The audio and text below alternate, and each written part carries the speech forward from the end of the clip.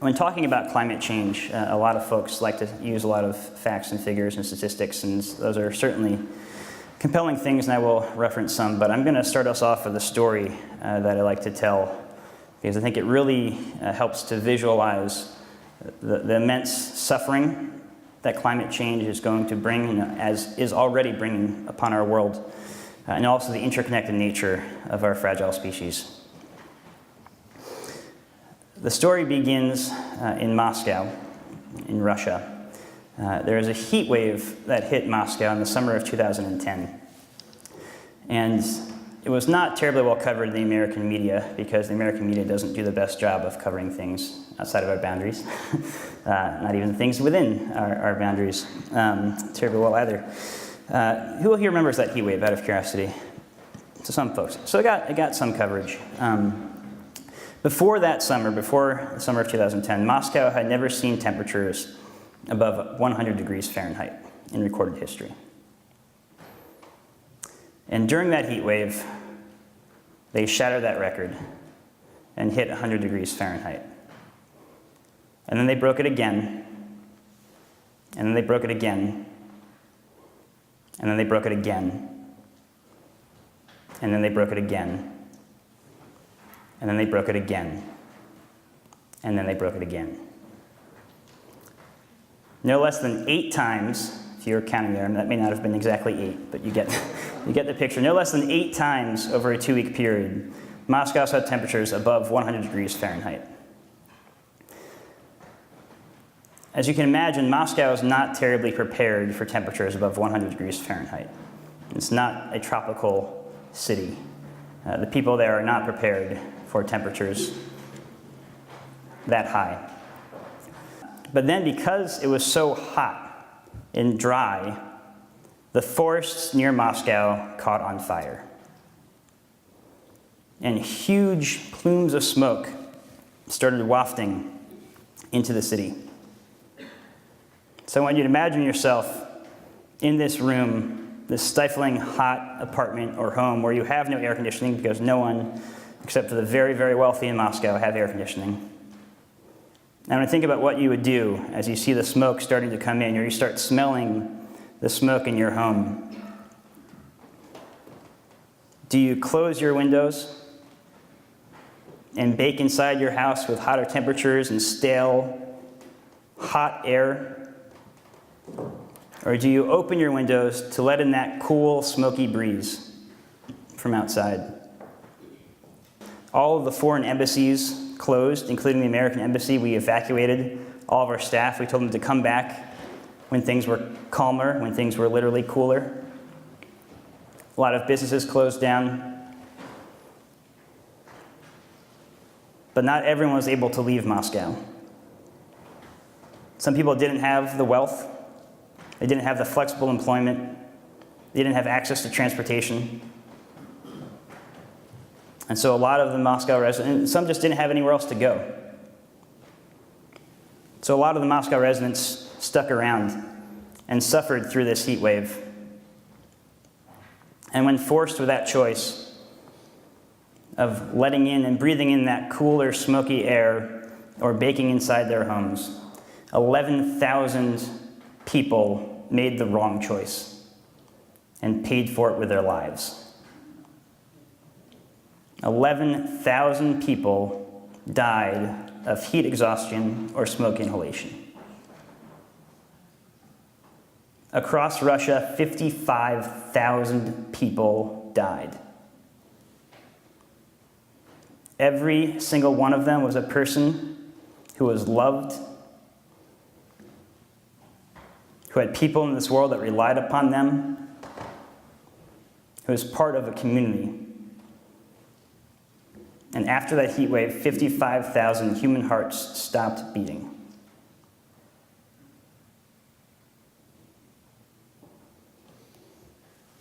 This is what we're talking about with climate change. Human beings suffering and human beings dying.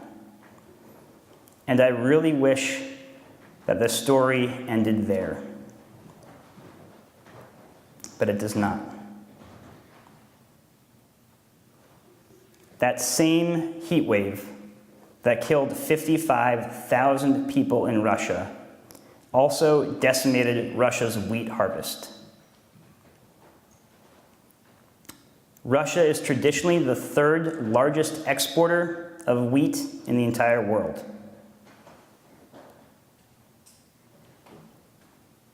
And when their wheat harvest took a deep hit, the government of Russia banned the export of wheat. They made it illegal to sell wheat to anyone but other Russians. Which means that food prices across the world shot up. Because when you constrict supply, price rises. And there's a part of the world near Russia that imports 50% of its food. Does anyone know what part of the world that is? The Middle East, the Arab world. When you think of the Arab world, you think of oil and deserts, not lush agricultural valleys, right? They import 50% of their food. And as you know, with grain, with wheat, it's a commodity that has a decent shelf life. So the price spikes were not felt immediately the same day that the wheat harvest was destroyed and the exports were banned. But pretty quickly, people started feeling those price hikes. And in December of 2010, that same year, a young man in Tunisia set himself on fire because he could no longer afford to feed his family and to provide for those that he loved. And that was literally the spark that started the Arab Spring.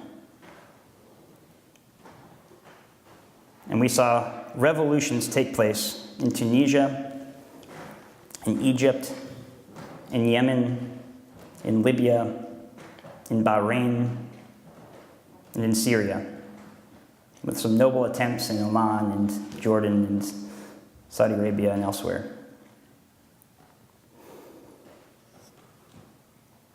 Egypt alone imports 50% of its grain historically from Russia.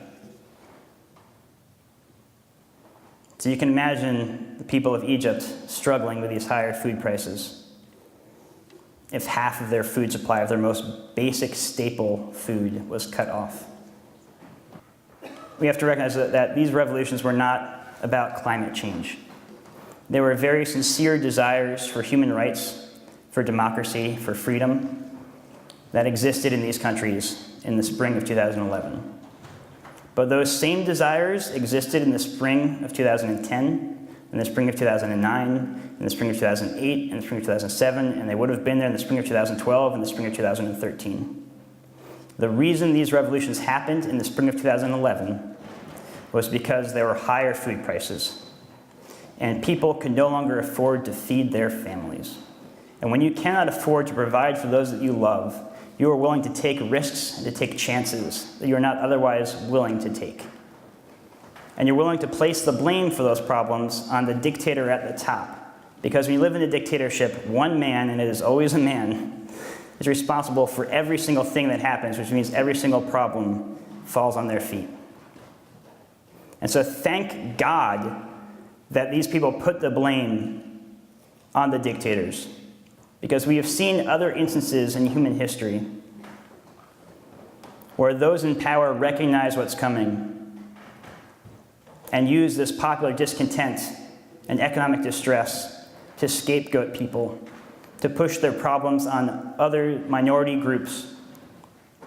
And we have seen horrible, horrendous things happen in these situations. And we got a taste of that in Syria, where the Assad dynasty saw the other revolutions break out first and started tearing their people apart and saying it's about the Alawites against the Sunnis and against the Kurds, and really trying to breed sectarian tensions.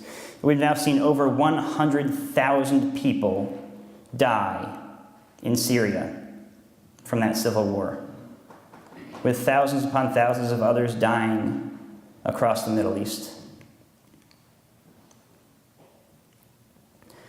All of these changes that we have seen are due to a temperature rise of approximately 1 degree Celsius. Just 1 degree.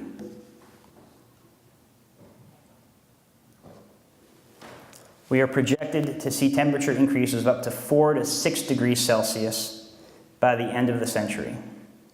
These are some very serious changes that we're looking at, and it is not a linear increase. These are exponential changes. The higher we get, the worse it gets. People often use a metaphor of the human body. At 98.6 degrees, you're pretty good. You can go up 98.8 without feeling much.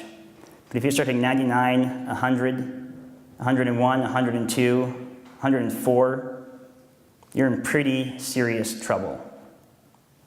Our planet has a very similar, delicate balance. And that is a balance that we are changing to our detriment. The World Bank released a report last fall looking at what a 4 degrees Celsius rise in temperature, the lower part of what we might expect at the end of the century on our current path.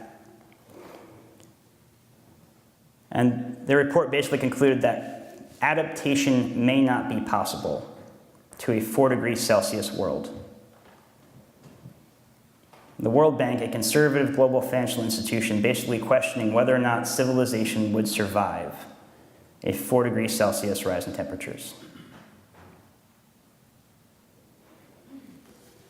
Very few scientists are willing to project out what an increase in carbon dioxide will do to cause a temperature increase, which will then affect our environment, which will then affect human society.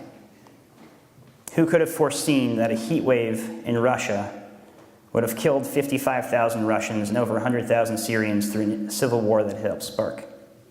Those are not projections that climate scientists are confident or comfortable making. Scientists are inherently conservative. So very few scientists have tried to project out what the full toll on our species would be if we have some of these higher levels of temperature increases.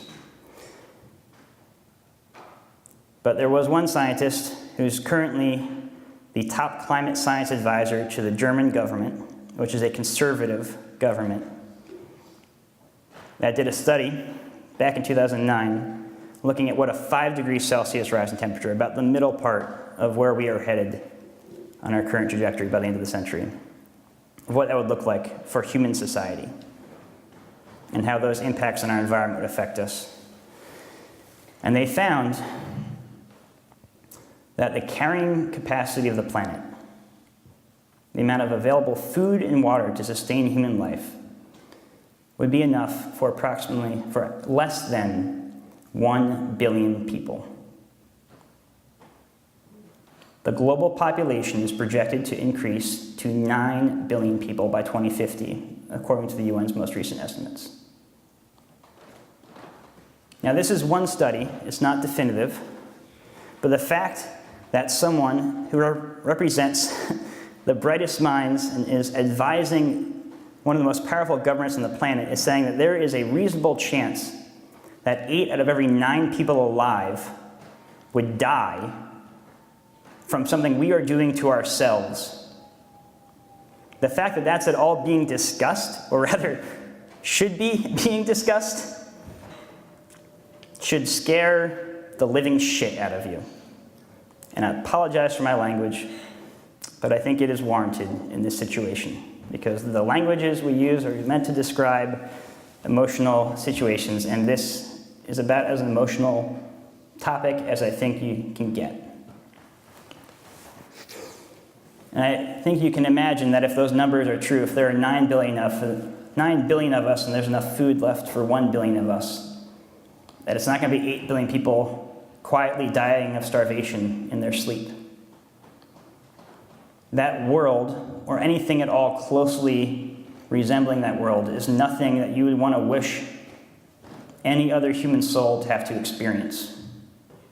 That is an entirely different, scary, and horrible world, and the one that we are quickly on a path toward.